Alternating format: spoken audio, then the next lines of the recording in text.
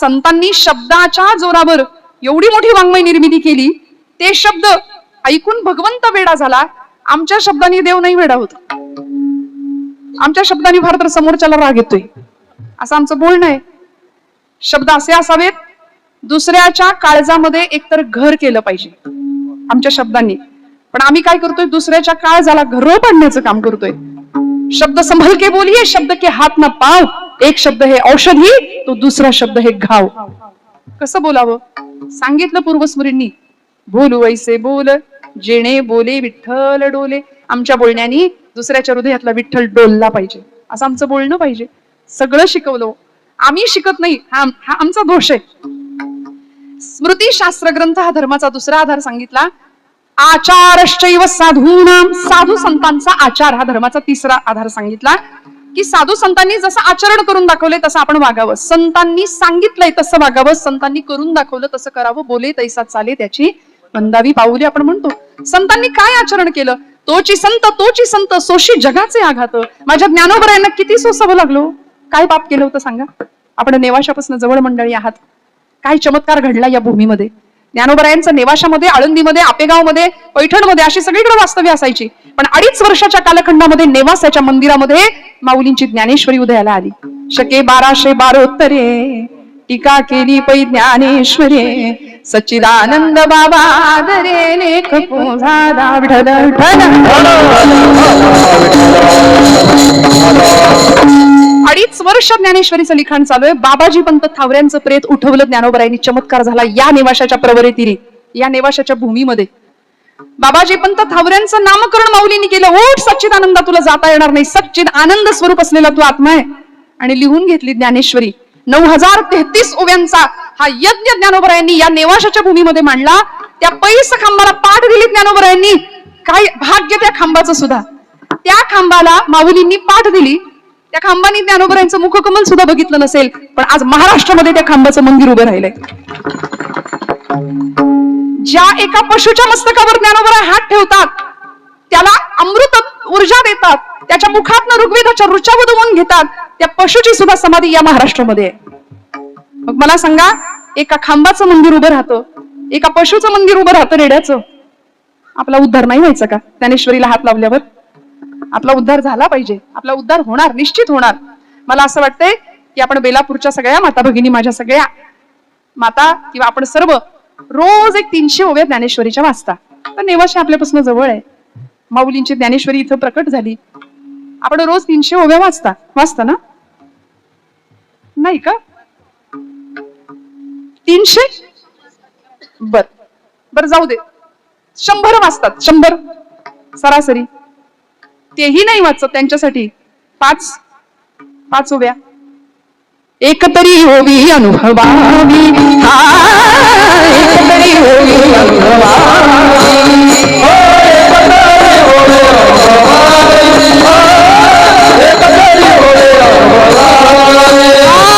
नामा म्हणे ग्रंथ श्रेष्ठ ज्ञानदेवी. नामा म्हणे ग्रंथ श्रेष्ठ ज्ञानदेवी.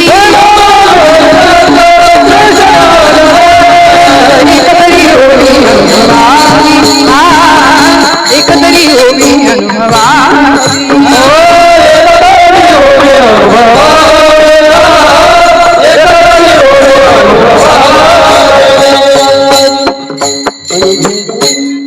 काय लागतो देवाला? उपचार काय लागतो? देवासाठी काय करायचं असतं? संतांनी जे केलं ते करायचंय. म्हणून आचारश्चैव साधूनाम, साधू संतांचा आचार. यामध्ये कुठलीही शंका नको, मनामध्ये कुठलाही बुद्धीचा भेद नको. आज आम्ही अशी माणसं आहे, नको तिथं संशय मात्र घेतोय. या पैस खांबाबद्दल मी मुद्दाम सांगून जाईन आपल्याला. पैस खांबाचं मंदिर उभं केलं सोनोपंत मामा दांडेकर, धुंडा महाराज देगलूरकर या मंडळींनी. म्हणजे देगलूरकर महाराज पायाभरणीला उपस्थित होते आणि सोनोपंत मामा कलशारोहणाला उपस्थित होते. खरं तर दोघांनाही दोन्ही वेळी बोलवलं होतं. पण धुंडा महाराज त्यांच्या भाषणात एकदा मिश्किलपणे म्हणाले होते, बरोबर आहे म्हणले, पाया भरण्यासाठी धोंडाच लागतो. आणि कलशारोहणासाठी मामा आले होते, त्यामुळे म्हणले कलशारोहणाला सोनच लागतं. विठ्ठल.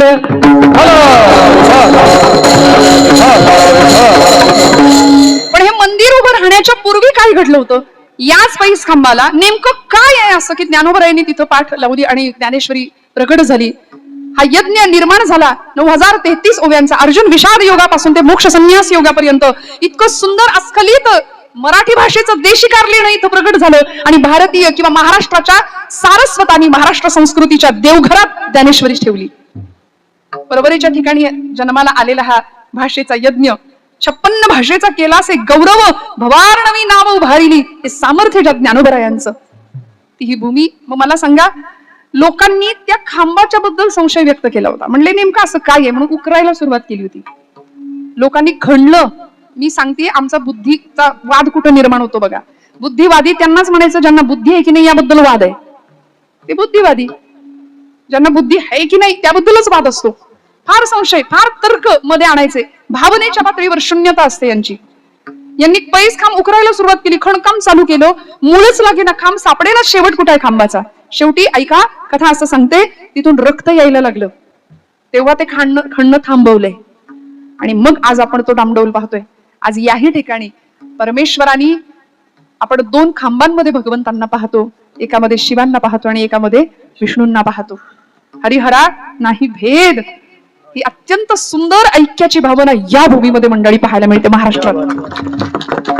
शैव पंथ असू दे, वैष्णव पंथ असू दे, मला असं वाटतं बेलापूरला या आणि काय असतं हरिहराचं एकत्व, अभेदत्व ते एकदा येऊन या मंदिराचं दर्शन घ्या आणि या भगवंताला एकदा पहा डोळे भरून. मग आपल्याला कळेल की जो भगवंत पहिली वारी त्यांनी तिकडे गेली. कुठे?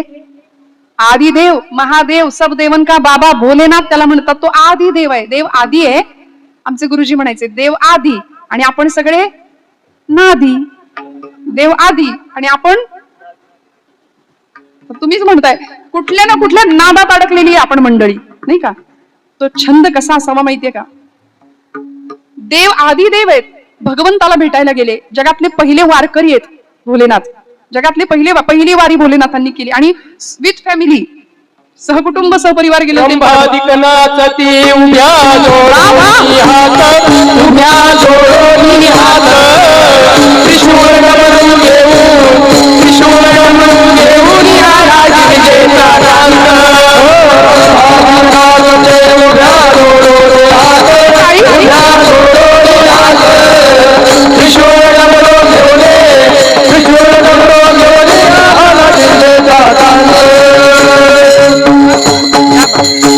या प्रमाणासाठी टाळी वाजवा एकदा खणखणीत.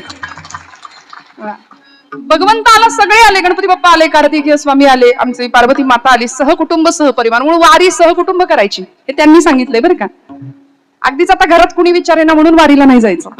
सगळ्यांनी आनंदाने जायचं वारीला. त्रिशूळ डमरू घेऊन आला गिरिजेचा कांत. आले ना पंढरपुरात महादेव. आणि महादेवांनी पंढरपुरात आगमन केल्याबरोबर परिस्थिती अशी होती की देव तिष्ठत उभा आहे विटेवर सगळ्यांची वाट बघत. सगळे आले. विठू माझा लेकुरवाळा.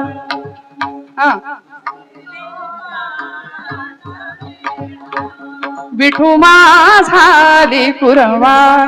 निवृत्ती हा खांद्यावरी सोपानाचा हात धरी पुढे चाले. ज्ञानेश्वर मागे मुक्ताई सुंदर. असा देव निवृत्ती नारायणांना खांद्यावर घेतलंय, ज्ञानोबरायांना हाताशी घेतलंय. सगळे देवांना लेकुरवाळा आहे देव, माऊली म्हणतो आपण त्याला. सगळ्यांना देवानी जवळ घेतलंय. आता महादेव आले, सगळ्यात मोठे देव आलेत. त्यांना भेटायचं कसं? आता आलिंगन द्यावं तर हातच रिकामे नाही. सगळ्या संतांचा मेळा सोबत आहे. देवाच्या अडचण आली ना, मग देव काय म्हणले माहितीये का? देवा या इथं बसा. इथं बसवलं देवाला. आणि म्हणून पंढरपुरात गेले आचार्य, भगवत पूज्य जगद्गुरु शंकराचार्य. त्यांनी देवाचं ते रूप पाहिलं आणि भगवंतांच्या डोक्यावर शिव महादेवांना ज्यावेळी पाहिलं त्यावेळी आचार्यांच्या मुखातनं बाहेर आलं, महायोग पीठे तटे भीमरथ्याम वरम पुंडरीकाय दातुं मुनींद्रै समागत्य तिष्ठन्तमानन्द कंदम परब्रह्मलिंगम भजे पांडुरंगम. शरच्चंद्र बिंबाननं चारुहासं लसत्कुंडलाक्रांत गंडस्थलांगम जपाराग बिंबाधरं कंजनेत्रम परब्रह्मलिंगम भजे पांडुरंगम. देवाला मस्तकावर घेणारी ती पांडुरंग परमात्मा देवता. म्हणून हरिहरांमध्ये भेद नंतरच्या लोकांनी केला. आम्ही करायचं काही कारण नाही. हे दोनही देव या बेलापूरच्या भूमीमध्ये आज वास्तव्य करू नयेत हे आमच्या सगळ्यांचं भाग्य आहे मंडळी. आचारश्चैव साधूनाम आणि आत्मनः तुष्टिरेवच. धर्माचा चौथा आधार आहे स्वतःच्या आत्म्याचं समाधान. आता सांगा, शेवटी सगळी जी धडपड आहे ती कशा करता करतोय आम्ही? कशा करता? सुखा करता, समाधाना करता. बोला ना, सुखी आहात का आपण सगळे? माझ्या महिला वर्गाला मी एक प्रश्न विचारते, मावशी आहे का सुख प्रपंचात? नाही. आता हे झालं प्रमाण. ते कीर्तनाला न येणाऱ्यांचं पण पाठ असतं आणि ते चालीत म्हणतात, संसार दुःख मुळ चहूकडे इंगळ. अहो ते रटून रटून रटून आम्ही म्हणतोय पण कळत नाही संसार दुःखमुळे. पण सोडवतो का मग? सुटत नाही. तुकोबरायांना विचारा ना, त्यांच्या सुखाचं कारण आम्ही तेणे सुखी, हा आम्ही तेणे सुखी.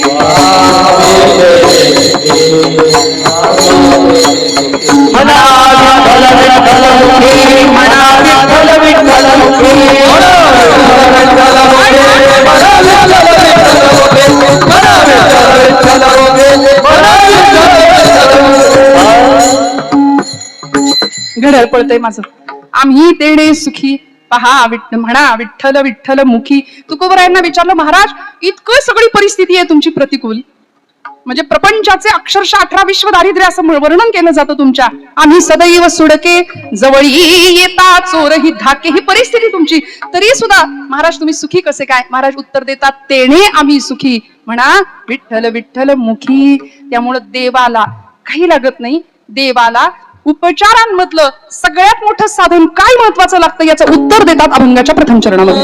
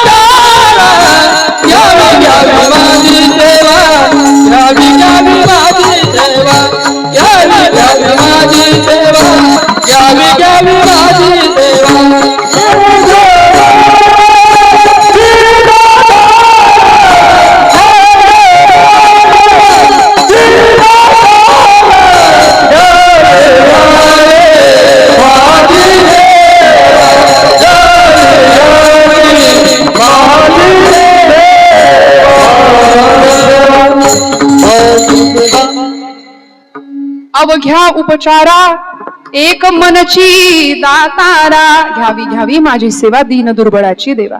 तुकोबरायांनी सिद्धांत मांडला, देवासमोर कितीही नेऊन होता तुम्ही तुमची श्रीमंती, तुमचं सामर्थ्य, तुमचं वैभव, तुमचं कुळ, वाटेल त्या गोष्टी देवाला दिल्या तरी देव त्याच्याकडे बघतही नाही. देव काय बघतो? तुमच्या अंतःकरणातली भावना, मनाची अवस्था काय आहे ते पाहतो. आता तुम्ही सगळे मनाने कीर्तनात बसलाय का? काही जणांचे करतात नाही. नुसत्या देहाची उपस्थिती आहे, बरोबर आहे ना, मनाची उपस्थिती नाही. मन कितीही केलं तरी ऐकत नाही. मन ऐकतच नाही. आई वडिलांच्या तक्रारी असतात बघा, पोरग माझं ऐकतच नाही, दिवसातनं 10 वेळा आई म्हणते, कार्ट ऐकतच नाही, कार्ट ऐकतच नाही. म्हणलं बहिरा आहे का हो? म्हणले बहिरा नाही, कान आहेत, पण कान असून ऐकत नाही. नाथांनी पण आमच्या मनाच्या बाबतीत हाच विचार मांडला, नाही ऐकिले हरी कीर्तन, नाही ऐकिले हरी कीर्तन, नाही ऐकिले हरी कीर्तन, नाही केले पुराण श्रवण, नाही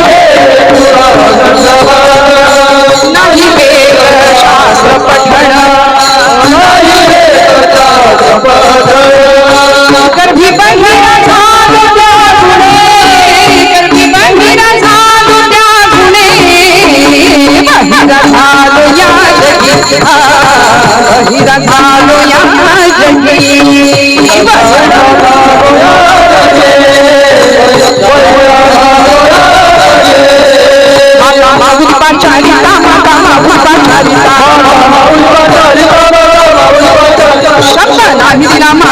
शब्द नाही दिला मागुता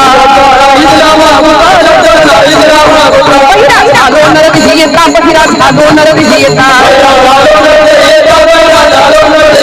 एका जनार्दनी शरण आता एका जनार्दनी शरण आता बहिरा झालो यादगी बहिरा झालो यादगी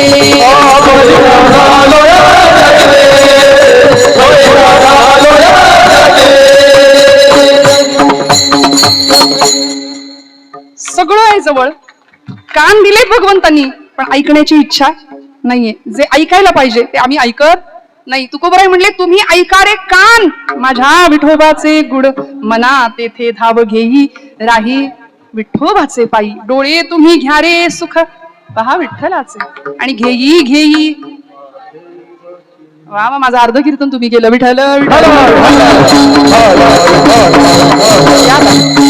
मग हे असं अशा पद्धतीने आमचं अध्यात्म इतकं सुलभ करून संतांनी आम्हाला दिलंय तुकोबराय सोपं सांगतात काही उपाध्या गरजेच्या नाहीयेत अवघ्या उपचारा सगळे उपचार एक वेळ बाजूला ठेवले तरी चालेल पण सगळ्या उपचारांमध्ये सगळ्यात महत्वाचा उपचार काय लागतो देवाला एक मनची दातारा त्याला दातार म्हटलंय दातारा म्हणजे देणारा त्यांनी दिलंय काय काय दिलं देवानी सगळं दिलंय सगळं दिलं स्वतः देवानी स्वतःला सुद्धा दिलंय संतांना आज पंचायतन पूजेमधली एक देवता किंवा पंचपूजा आपल्याला पंचायतन पूजा आचार्य जगद्गुरूंनी आपल्याला दिलेली आहे आपल्या मंदिरामध्ये आपल्या देवघरामध्ये पंचायतन पूजेमध्ये सगळ्यात पहिली देवता आहे जागेत ना सगळे गणपती बाप्पा मग दुसरी देवता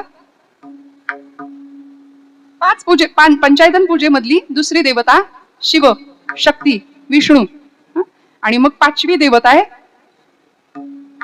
जी आपल्याला रोज पूर्व क्षितिजावर दिसते घनश्याम सुंदरा श्रीधरा अरुणोदय वा वा उठिलव करी वनमाळी उठिलव करी वनमाळी उदयाचणी नेत्र आला देव येतो ना पूर्व क्षितिजावर अजून काय चमत्कार पाहिजे या काळातला